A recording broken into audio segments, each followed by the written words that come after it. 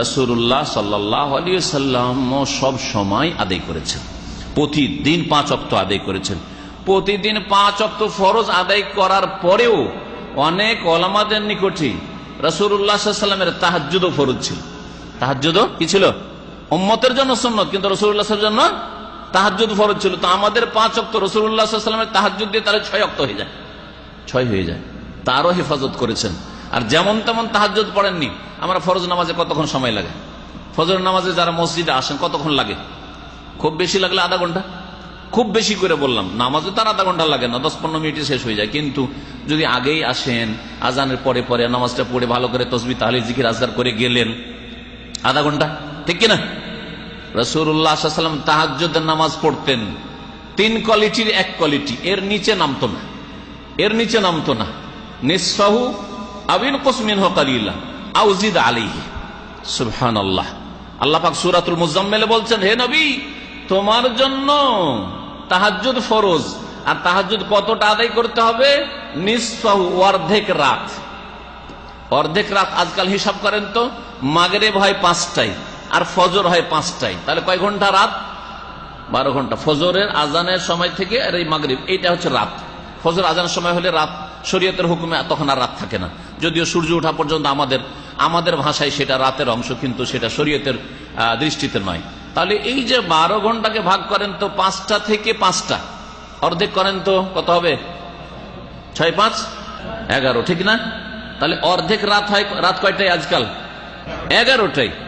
11টার সময় কি হয়ে যায়? অর্ধেক রাত হয়ে যায়। তাহলে আল্লাহ যে বলছেন নবীকে যে হে নবী তুমি তাহাজ্জুদ পড়ো নিসফাহু, তার মানে নবী সাল্লাল্লাহু আলাইহি সাল্লাম তাহলে কি করতেন? রাত 11টায়, বরং তার আগে। কারণ নবী সাল্লাল্লাহু আলাইহি সাল্লামের সুন্নতের তরিকা তাহাজ্জুদের ক্ষেত্রে তিনি তাহাজ্জুদ পড়ে ফজরের আগে আবার একটু ঘুমাইতেন। সদস্য 1/6 ঘুমাইতেন, 6 ভাগের 1 ভাগ, রাতকে আবার 6 ভাগের 1 ভাগ করেন। ফজর এখানে ওই সময়টা একটু ঘুমাইতেন, যাতে করে শরীরটা একটু আরাম বিশ্রাম পেয়ে যায়, আর তারপরে ফজরের নামাজটা সক্রিয় হয়ে আদায় করতে পারেন।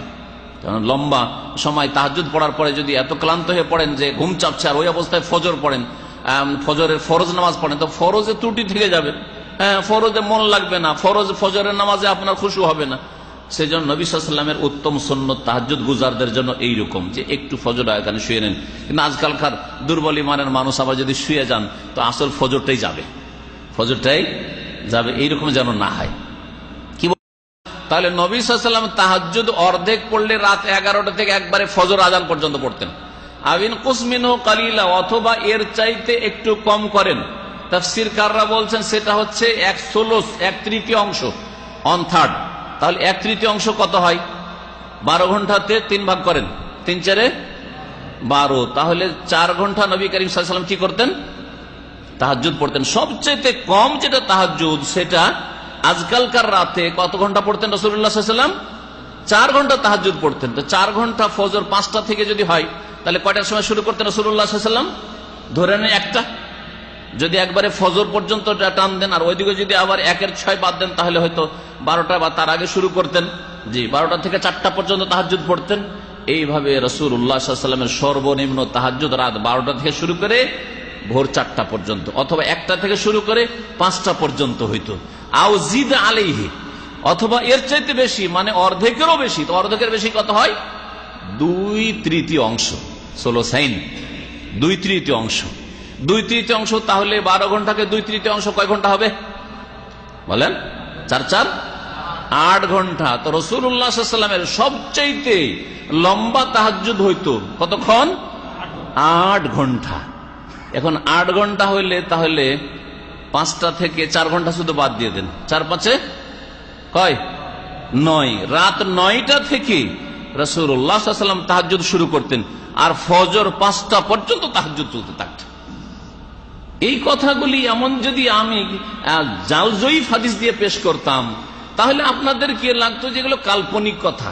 এটা সিরাতুন নবী সাল্লাল্লাহু আলাইহি ওয়াসাল্লাম, এটা হচ্ছে নবী সাল্লাল্লাহু আলাইহি ওয়াসাল্লামের জিন্দেগি জীবনী, এবং এটা হচ্ছে কোরআনে কারীমের আলোকে জীবনী, এটা হচ্ছে সূরাতুল মুজাম্মিলের তাফসীরের আলোকে জীবনী, যে নবী করিম সাল্লাল্লাহু আলাইহি ওয়াসাল্লাম 3 রকমের 1 রকম তাহাজ্জুদ পড়তেন। তাহলে 4 ঘন্টার কম করতেন না, আর 8 ঘন্টার বেশি করতেন না, এত লম্বা তাহাজ্জুদ পড়তেন।